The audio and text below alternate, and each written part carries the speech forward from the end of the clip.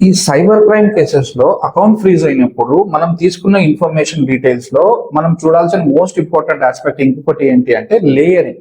అసలు లేయరింగ్ అంటే ఏంటి అంటే, లెట్స్ సే ఎక్కడో గుజరాత్ లో ఒక సైబర్ క్రైమ్ కంప్లైంట్ రిజిస్టర్ అయింది అని చెప్పి ఎవరో తనకు సైబర్ క్రైమ్ జరిగిందని ఒక పర్సన్ ఎక్స్ అనే పర్సన్ కంప్లైంట్ అయితే రిజిస్టర్ చేశారు. ఇప్పుడు ఆ అకౌంట్ దగ్గర నుంచి ఎవరికైతే ఫండ్స్ వెళ్ళాయో, ఎవరైతే విక్టిమ్ దగ్గర నుంచి అకౌంట్ లో విత్డ్రా అయ్యి అమౌంట్ ఏ అకౌంట్ కి అయితే ఫస్ట్ ట్రాన్సాక్షన్ అయ్యి అమౌంట్ ట్రాన్స్ఫర్ అయ్యిందో ఆ అకౌంట్ ని లేయర్ 1 అని చెప్పి అంటారు.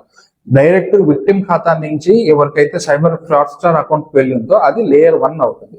అక్కడి నుంచి మళ్ళీ మల్టిపుల్ ఒక 10 అకౌంట్స్ కి ట్రాన్స్ఫర్ చేశాడు అని చెప్పి అనుకుంటే, ఏదైతే ప్రైమరీ అకౌంట్ రిసీవింగ్ అకౌంట్ ఏదైతే ప్రైమరీ ఉందో అక్కడి నుంచి ఎవరెవరు అకౌంట్స్ కి అయితే ట్రాన్స్ఫర్ అయ్యిందో దాన్ని లేయర్ 2 అని చెప్పి అంటాం.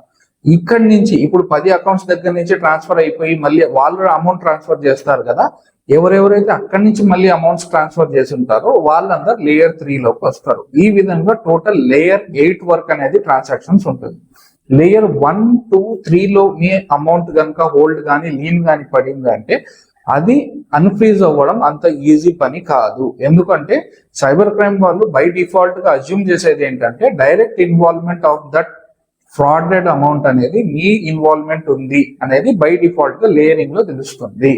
కాబట్టి లేయర్ 4, 5, 6, 3 కూడా ఓకే. లేయర్ 4, 5, 6 అంతకు మించి లేయరింగ్ లో ఉంటే అన్ఫ్రీజ్ ప్రాసెస్ అనేది మనకు ఈజీ అవుతుంది. లేయర్ 1 and 2 లో ఉంటే మటుకు మీ మీద ఖచ్చితంగా ఎఫ్ఐఆర్ ఆల్రెడీ రిజిస్టర్ అయిపోయి ఉంటుంది. మీకు ఏ రోజైనా కూడా మీ మీద అరెస్ట్ ఆర్డర్స్ అయినా రావచ్చు, లేకపోతే పోలీస్ అపియరెన్స్ కోసం 35(3) బిఎన్ఎస్ఎస్ ఆర్డర్స్ అయినా కూడా మీకోసం రావచ్చు. సో మీ లేయరింగ్ ఏది అని చెప్పి కూడా మోస్ట్ ఇంపార్టెంట్ ఈ అకౌంట్స్ అన్ఫ్రీజింగ్ ప్రాసెస్ లో మనం చూసుకోవాల్సింది.